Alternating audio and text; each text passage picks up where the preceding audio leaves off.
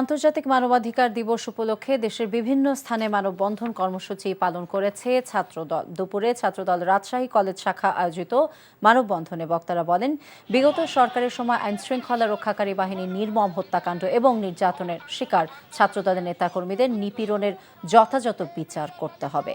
ছাত্রদলের সকল নেতাকর্মী এবং নাগরিকদের মুক্তি এবং জড়িতদের বিচারের দাবিতে সকালে খাগড়াছড়ি সরকারি কলেজ গেটের সামনে মানববন্ধন কর্মসূচি পালন করেছে ছাত্রদল।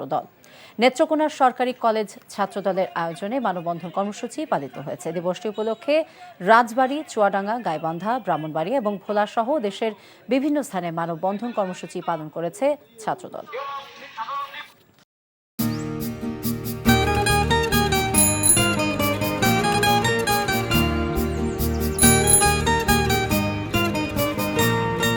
শুনেন, পুরুষ মানুষ তো এভাবে ভয় পেলে চলে না, বুকে সাহস রাখতে হয়।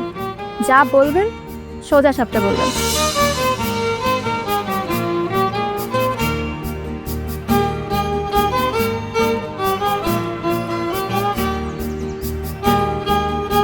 তো এই শীতে যে শীতের কাপড় ছাড়া আসছো, এটা কি ঠিক আছে? তোমাকে দেখার পর থেকে আমার জীবন থেকে শীত, গ্রীষ্ম, বর্ষা সব চলে গেছে, শুধুমাত্র তুমি আছো।